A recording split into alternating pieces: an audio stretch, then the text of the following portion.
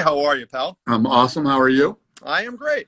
Well, let's start off with this. A lot of people are asking what is going to be the other fight on the main card on Saturday at UFC 252. So right now we're looking, we have Miocic versus Cormier, O'Malley versus Vera, JDS versus Georginio, and Dodson versus Vashili. What's the other fight on the main card there? Yeah, Dodson, Burns, Herbert. Burns, Oh, Pineda. Herbert Burns and Pineda's on the other fight on the main card. Yeah. Okay, good. That's what everybody was wanting to know that. So let's start off. UFC 252 is on Saturday. Really fun show lined up, and I love this fight in the main event. Daniel Cormier versus Stipe Miocic III for the heavyweight championship. And Oscar Willis just asked me this question, and I think I'll ask you. I think it was a good question. If Cormier wins and goes out on top and is the UFC heavyweight champion, is this the greatest exit from the sport that anybody's ever had? He would be not only the champion, he would be the greatest heavyweight of all time. And he's this beloved figure. How would you look at that if Daniel retires after this fight? I mean, he'd be neck and neck for greatest exit with GSP. I mean, GSP, left with the title, then came back and won the 185-pound title, and then left again. I mean, that's tough to beat. Yeah, there's no doubt about that. That was pretty incredible. First of all, you've been doing really well during the pandemic. Your shows, you had a show on Fight Island that did over 1 million on pay-per-view. How is this show tracking? I mean, is this show looking like it's going to be another big monster show for you? When you were just when you were popping up on the screen, I was just putting my phone down. I was just getting numbers in. This fight is doing very well. And it seems like I know you said you had your best year ever last year, but I just know when I talk to you and I'm hearing you say, hey, this is great, that's great, it seems like you're even doing better this year in terms of your pay-per-views. What do you attribute that to? No sports, the pandemic? Do you think it's just the growth of the sport? Is it ESPN, or is it a little bit of everything? It's a little bit of everything. I mean, we're literally on fire right now, man. Everything. By the end of this month, we'll have done 22 events. And, yeah, it's good. Everything's good, man. I have no complaints right now. Everything is good. When we look at this fight, right, and we say, DC wins the first fight, but I don't know if you would agree. I thought Stipe was controlling the action the first time around. Would you agree with that? Before DC kind of hit him with the right hand and finished him, that it seemed like Stipe had the better of the fight in the early going? I felt like they were mixing it up. I felt like they were mixing it up in that first fight. It was a great fight. First fight was a great fight. The second fight was a great fight. I mean, the beautiful thing about this one is it's probably the best trilogy we've ever had in the UFC, and it's for the heavyweight championship and to determine who's the greatest heavyweight of all time. Right. And every time these guys fight, it's exciting. Both of these guys come forward. Both of them, continuously throw nonstop punches. It was impressive the first time how Cormier knocked him out the way that he did. Then the second time, Stipe was getting hit with big shots, getting busted up, goes to the corner, makes a few adjustments, comes out and wins based off those adjustments. Unbelievable. Yeah, I thought, so my question was going to be, I thought the first fight Stipe had the advantage until DC landed that big right hand. It was a good fight. I agree with you, but I thought Stipe kind of was leading that fight. The second fight, DC wins the first 3 rounds, and it looks like, he's going to take Stipe out, and Stipe makes the adjustment. So how do you see this third fight going? I mean, is there any key to look at here that, is it a wrestling match? It favors DC. What would you say would be the key to this fight? It's a good question. I don't know. It's going to depend on what kind of shape are both guys in. Normally I can tell you what I expect out of a fight. I don't know what to expect from this. I expect these guys to come out and start banging like they did the first 2 fights. Where it goes from there, I have no idea. I've heard a lot of people talk about the small cage, right? And say that the 25-foot cage is going, Stipe, I know I talked to Stipe's manager, and he said he actually got the blueprints of Apex and actually looked at it to see if there was any way to get the bigger cage in there. Do you believe, you watched MMA at these fights with the big cage and the small cage. Do you believe the small cage makes that much of a difference? It does not.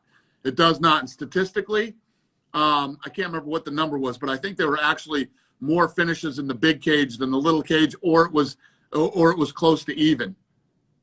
Stylistically, like, if it's a wrestler, do you think that makes the small cage a bigger factor? The fact that DC said bring your wrestling shoes, right, would seem to indicate he might be trying to take Stipe down to the ground, which could be easier said than done, right? Stipe's got pretty good takedown defense. Great takedown defense. But be that as it may, would that fact sway it a little bit, make the smaller cage better because he doesn't have much room to move around? I don't take anything that's said leading up to a fight serious. That's when as soon as the contracts are signed, the mind games begin. Maybe he wants Stipe to focus more on his wrestling than his stand-up when really he's going to stand up with him. Who knows what it means? So somebody just said I look like somebody from Dexter. So, so hey, I'm looking like celebrities, dude. So I'm happy about that.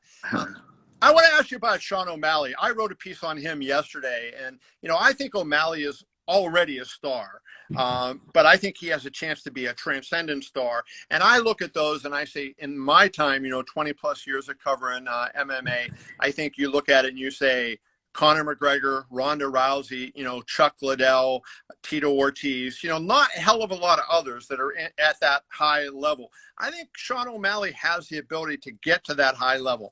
Do you agree? And what do you think it will take for O'Malley to go from where he is now to become, a guy of that caliber? Yeah, well, you got to keep winning. I mean, as long as he keeps winning, he's already got that thing. He's got that thing that people like. People are interested in him. People care.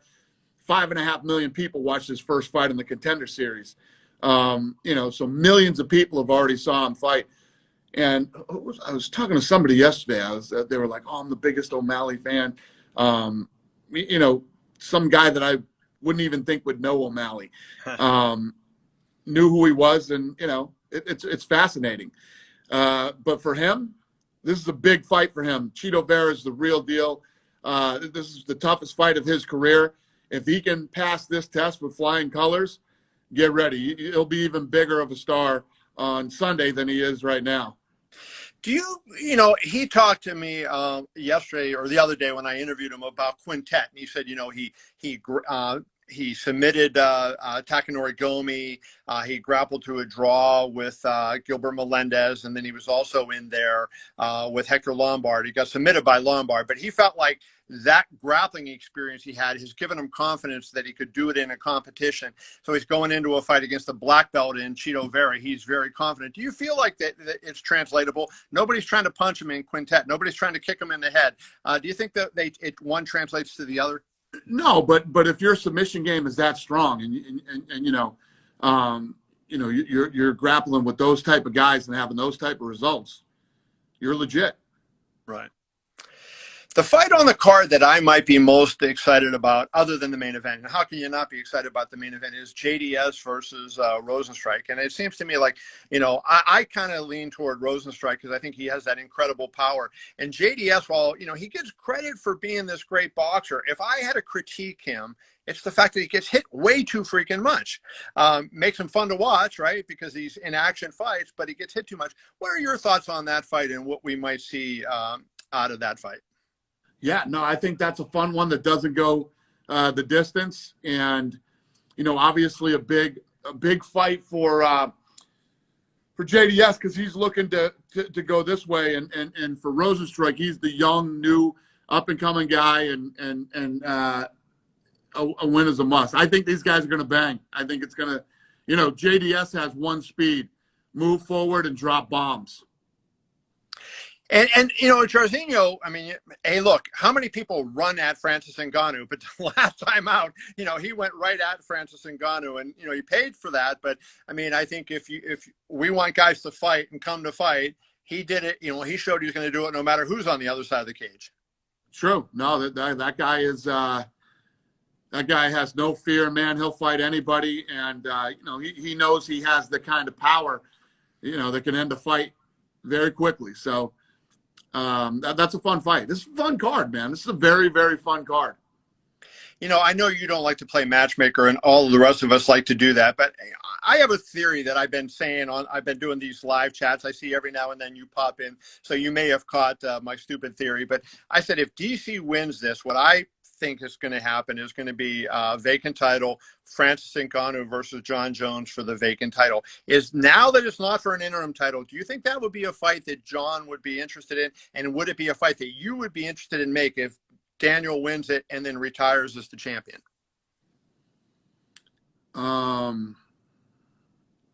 That's a lot of ifs. That's a lot of ifs. I don't know. We'll see what happens.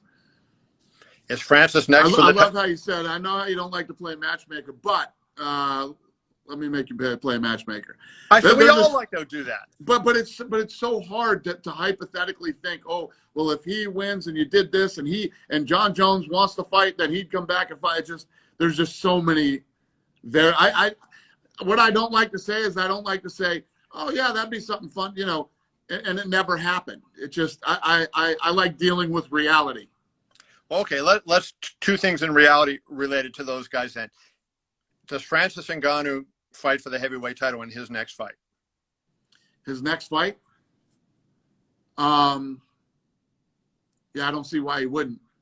Okay, so we'll get that. And then John Jones, I get this question a lot. When is the light heavyweight title going to be defended again? I know he defended it once this year. Have you had talks with him about, okay, you need to defend by X period of time, or you know, we'll strip you? Where's the status of the light heavyweight belt? We're working on that right now. Literally working on that right now. Okay. Now let's go a couple other things. I was really disappointed when you broke the news that Zabit and Yair Rodriguez fight was postponed. To me, that might have been the fight I was looking forward to more than any other fight that's on the docket. What can you tell me about when that might be rescheduled, or are you going to put Zabit on the 29th against somebody else? Yeah, I don't know what we're doing with that one yet, but yeah, you were more upset about that fight getting canceled than any other fight on the. No, I was more excited about it. Now? I just thought that was going to be a crazy fight. You look at the fights that Yair Rodriguez has been in. You look at the fights that Beat's been in. You know, that Korean Zombie fight with Yair Rodriguez, to me, that's one of the best fights I ever saw, right?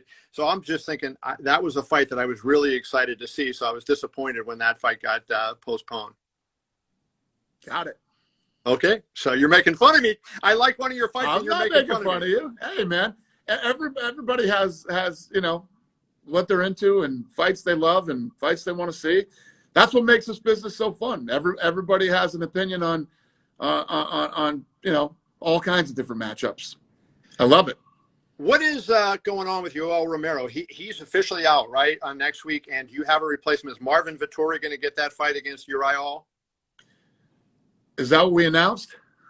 You haven't announced it yet. I'm asking. Marvin Vettori's been blowing your phone up. I know that about asking for fights, right? So yeah, is he going to get? We're working on it. We're working on it. I can't believe you haven't asked me about Khamzat yet. Kevin Iole texts me 37 times a day, every day, asking me when Khamzat's fighting. Well, was that on the list? Is that on the list right now?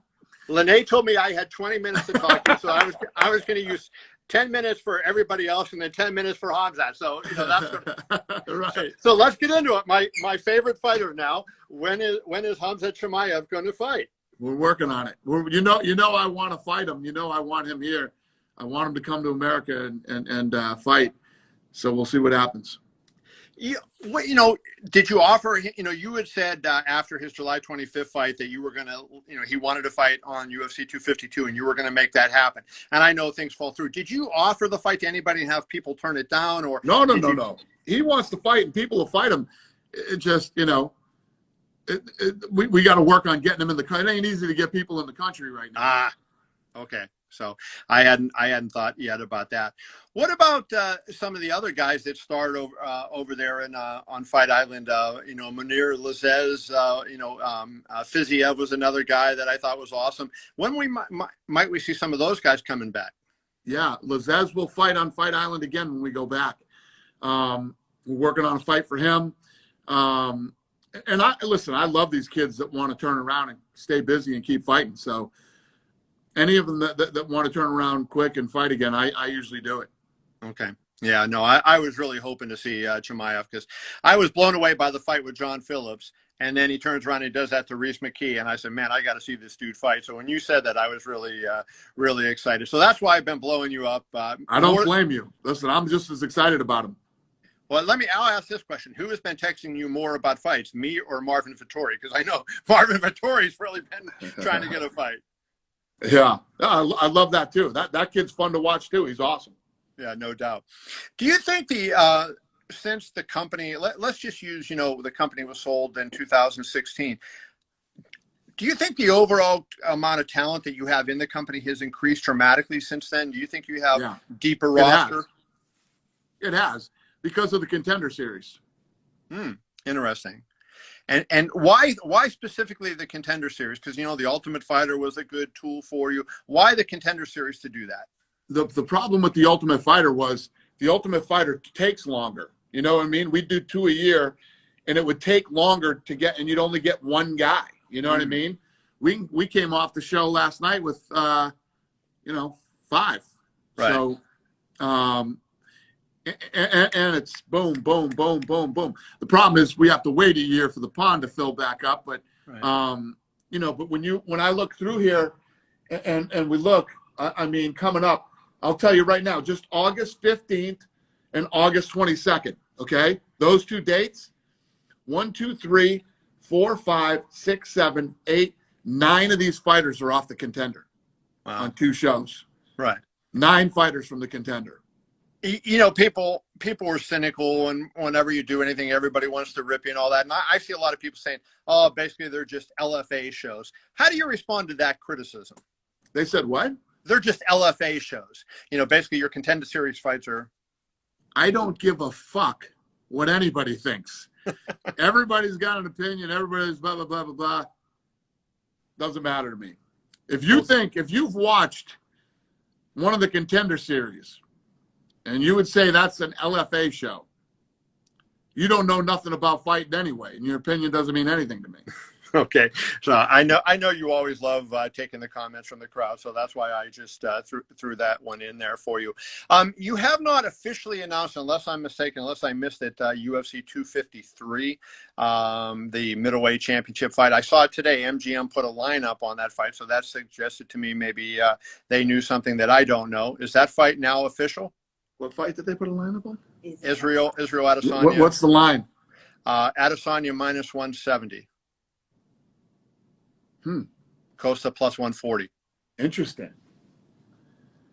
And when did they say the date was? September 19th. Really? They're wrong. Okay, so that's not going to be on that date? Nope. Can you tell us what date it's going to be on? Listen, when it's ready and that thing's ready to announce, we'll give you the date. I should play, Dana White Jeopardy. The answer is, we'll see what happens. What does Dana White say to every Kevin Iole question? Well, the questions you asked me, if I had that done and it was ready to go, we'd be talking about the date. We wouldn't be talking about when the date is. Right. I can't announce until it's done. It's not done yet.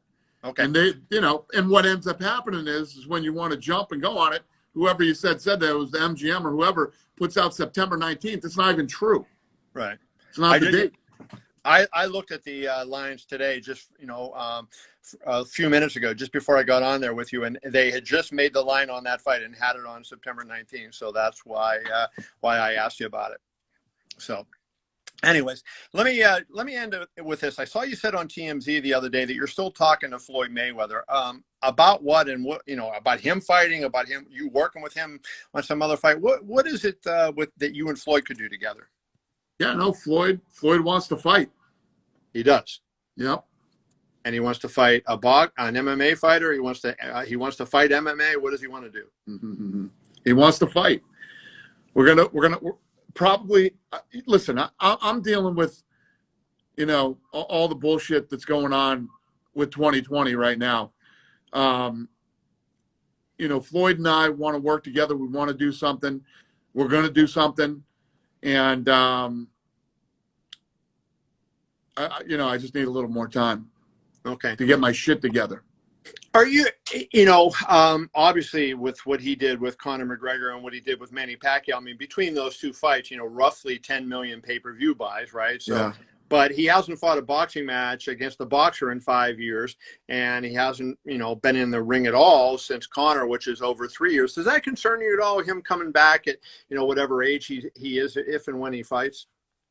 No, it doesn't concern me, but yeah, those are all things that will factor in to the fight. I mean, those are all things that will factor into the fight, 100%. Do you think he's lost any of his, salesman ability? Like, do you think the fights will be, whoever he fights, will the fight be as big as it had been back then, given the time away he's had?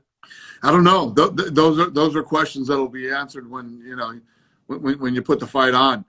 The Conor McGregor versus Floyd Mayweather fight was the perfect storm. It was like, that thing was built from the fans, to the media, and became what it became. And I guess you mentioned his name, so I'll end this interview with obligatory question about Conor. Have you had chat with him? When do we think we see him back? And is he interested in fighting Floyd again? And are you interested in him fighting Floyd again? Conor McGregor is retired. He is. Yes. Okay. Conor McGregor is retired. All right. I kind of figure we'll see him back before much longer. Dana, I appreciate you. Thank you very much for joining. And I will see you tomorrow over at UFC. Thanks for having me. Thank you, Dana. Later, buddy. Be well. All right, that was Dana White. So I appreciate that. So anyways, going back to Chris Cyborg's question that she asked me, that Chris Cyborg asked before. I'm going to get that off here. Sorry about that. And Chris Cyborg asked me a question about why won't UFC fighters fight Bellator fighters. And the reason that I think that is, Chris, if you were still watching, is pretty simple. If you look at boxing and you go there and you say, who is the champion in any weight class? You don't know, because there's 17 weight classes, and then there are 4 champions in each weight class. And if you want to count Ring Magazine, that's 5, so, we're talking, 85 or 68 or whatever champions. I mean, it is freaking crazy. So you don't really know who the best fighters are. And I think that the reason that MMA is so successful in the UFC more than anybody is because everybody knows who the champions, and sometimes people get stripped, but for the most part, the champions face the top available contender. They're not stripped of their belt for fighting a good guy. Like, how many times have you seen it in boxing where somebody wins a championship and then they want to go fight a unification fight with another champion, and they get stripped for not fighting a contender who is a nobody, who has no chance of winning but has a political connection? That is a big problem in my eyes. And so that's why I don't think it's going to work. Dana says the value of my title I've built up over 20 years of great fighters fighting in the UFC. And, occasionally there's better fighters that are champions outside the UFC, right? There's no doubt that happens every now and then. But when you do that, I think what's happened is you devalue your title by going out to all these other organizations. And so I think that you're a case of a fighter. You're one of the best fighters in the world in that weight class. You and Amanda Nunes, and I'm talking about Chris Cyborg, are the 2 best fighters in that weight class. So I could watch you fight, time after time after time, because you guys are so much fun. But, if Dana goes out there and says, hey, I'm going to have my champion fight the Bellator champion, then all of a sudden it becomes, who is the champion? We got the UFC champ, we got the Bellator champ, we got the one champ, we have this. So people now in MMA, I think for the most part, they look at the UFC champion as quote unquote the champion in the sport. Is that always correct? No, it's not always correct, but is it more often correct than not? I think it is. So that I think is the answer to that. So we shall see. Anyways, anybody else have any? I'll take 2 or 3 more questions if you guys have anything. And maybe don't wear a golf shirt while talking MMA. Okay, I'm sorry about that. I guess I screwed up. Did I mention anything about Chandler? No, I forgot to ask him about Chandler. I'll text him later, and then I'll tweet it out to see what he says. So anyways. Anyone else? I guess we're done. So I'm going to let this thing roll. Appreciate everybody joining me. Thank you very much. Hope you enjoyed it. Talk to y'all soon.